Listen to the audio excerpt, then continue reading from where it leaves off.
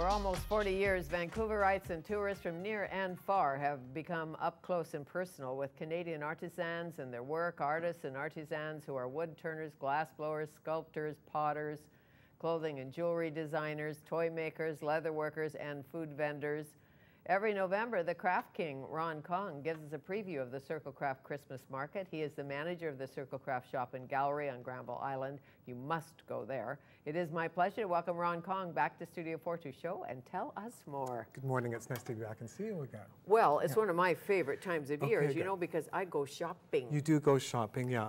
And I shopped today already. Shopped today. Knowing you, we thought we brought some nice tasty bits of jewelry, but there's some other things. If I might start with some painted silk that I think you'll enjoy. Oh, and there's a little bit of a theme. I tried to think of texture and movement, okay?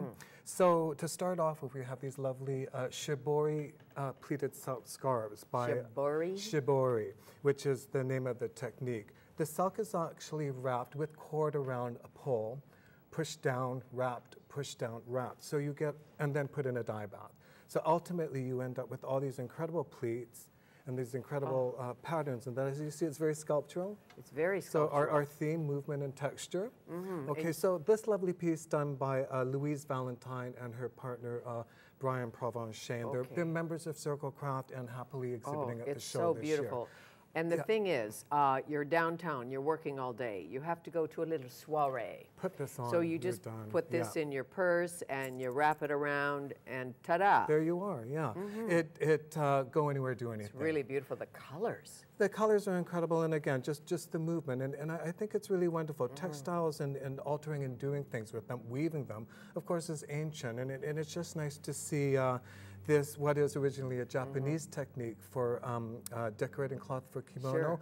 People now using it in their studio and doing these incredible things with them. And who picks who can do what at the Christmas Craft Fair? Do you vet the people? Do you say, you're an artist, you're not? How does it work? People submit, and there is a volunteer jury, so to speak, that looks at all the submissions and tries to define that this is truly a handmade studio piece. And it's elegant, and all of the pieces, most everything at the craft market is high art. Exactly. You know what I mean? We have some very special pieces, very special exhibitors. Even the crackers, yeah. No, there is certainly a certain level of quality and integrity that I think that the jurors and the organizers of the exhibit are looking in every submission. And they get about a zillion submissions every year, right? It's fun, but it's a lot of work to go through. Well, as you know, I know we're supposed to be into less is more, but it's so tempting. And great way to Christmas shop. It's a wonderful place. There's hint. 280 plus exhibitors this year, and plus, as usual, there's about 50 new exhibitors. The organizers are very sensitive to keep what regular visitors to the show expect to see and want to see, but at the same time have something new every year. Absolutely. So new this year, something in porcelain, perhaps. Your background is ceramics, right? I studied ceramics at Emily Carr. Yeah. Kenichi Shigeno, we brought some of his ceramics this morning. We have on the table a cup and saucer that he threw on the wheel, altered what he threw on the wheel, fired it, and then hand-painted it with this incredible cat motif. Kenichi is that one of a kind? Is there a set of those? How does it work? He could do a set, but this is pretty special. Sure. He does do a production. My teacup. That's your teacup, Fanny. Yeah. I see. He has been recognized for so many awards and exhibits. He did a set of dishes for the Governor General's table. He's done a remarkable amount of work. Well, you know, if you never drank tea out of that, don't tell Doug Copeland, because he believes you should use everything. And I do too, because it's so gorgeous. Yeah. Just don't put it in the dishwasher. No, you might want to wash it by hand. Perhaps. No nicking this little cup. And he's done other bigger pieces. He does other pieces. I don't know if we have the images up on the screen, but he's done a wonderful plate that's about 20 inches in diameter. Oh, I saw that. We have a picture of that. Intricately hand-painted. And he also provided, for me to bring on the show this morning, a teapot in There's the plate. There's the plate, yeah. So that's all hand-painted. after one firing, he's done some painting and airbrushing. He's put a clear glaze on it, fired it a second time, Right. and then accented it with gold luster and enamels for a third firing. You put that in a special spot and light it well. Yeah, it's a very more special than good piece. art. That would be more Yes. one of a kind. And his wonderful teapot. He has a little bit of a fixation with the form of shoes.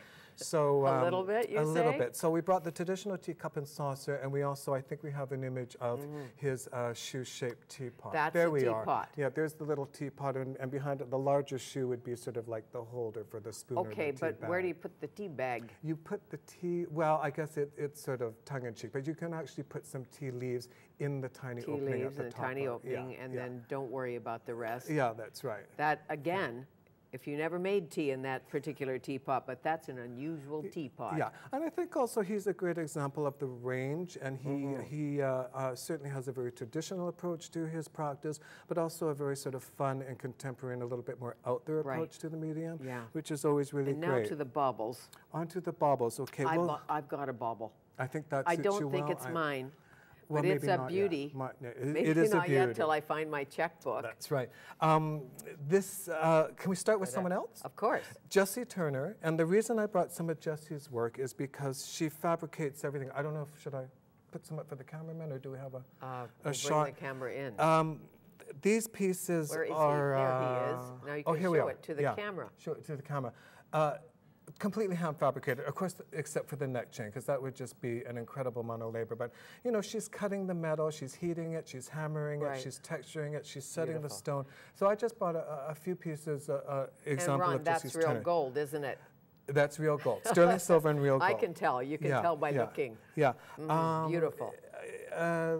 Where are we going? Oh, okay. We'll You go can to go your wherever piece you now. want to go. An incredible What about, thing. is same art? This is one art. This Yeah. is, This. Do we have a camera again? sure. Okay. We've got lots Brian of cameras here. Did you Hayano. notice? Notice, I kind of wonder which way to point. This is an incredible piece. Now, this would be one of a kind. And again, totally what they say fabricated. So nothing cast or molded. He's cutting every piece of metal, heating it, bending it, folding Right. it. Brian's put Fantastic. this lovely overlay texture on. This is, although oxidized, it's sterling silver and 14 karat gold. And he's got this incredible pearl here. Now, You it's will a- be the only one at the party in that. yeah, and That's happy the to be thing. so. I mean, It's it's a like really wearing art. a little piece of sculpture to her around your neck. And this piece he calls Birdhouse. Of Yeah. course he does. So yeah. So Brian, again, another long-standing member of the co-op, and happy to be Yes. exhibiting this I year at the just show. admire all of this Yeah. so much. Um, Did we look at this little ring? Okay, back to Jessie. Apparently it Yeah. says courage. Did you see that? I did see that. There's all sorts of lovely motifs. She's got the heart. She's got the garnet. You know, the red for love. She's inspired by, I guess, human emotion and feeling, and I think this is very important in her work. And so she likes to think of jewelry as a very special thing. It connects people. It's about Sure. special events, special feelings, special times, special All of occasions. that. And I like all of wearing that. words. I love wearing words. Text and jewelry is a wonderful thing. Yeah, it text really is. anywhere. Text and jewelry. Where are we?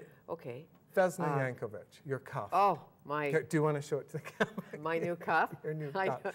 I The- haven't bought it yet. I'm hinting. Okay, but the incredible thing. Would you like to leave it here? Well, you can wear it for a while.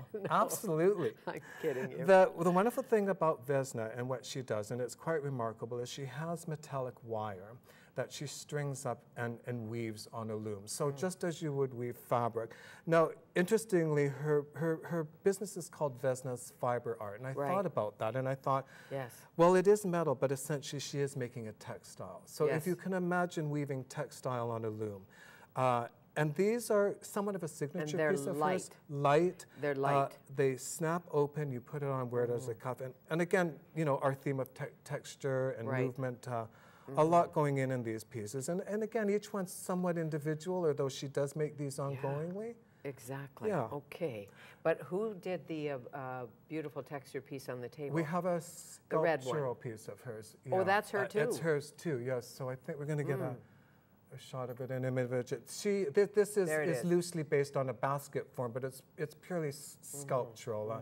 A beautiful piece. It's about 12 inches in diameter, and you can just sort of make out. I think she's got sort of a herringbone weave happening as opposed to a straight really, over and under it's weave. really yeah. interesting. Again, in the center of the table, Christmas. Leather bags this year, Leather lots of leather bags. bags. Incredible, talented local young fellow named Lincoln Heller, and I think we have some of his bags here.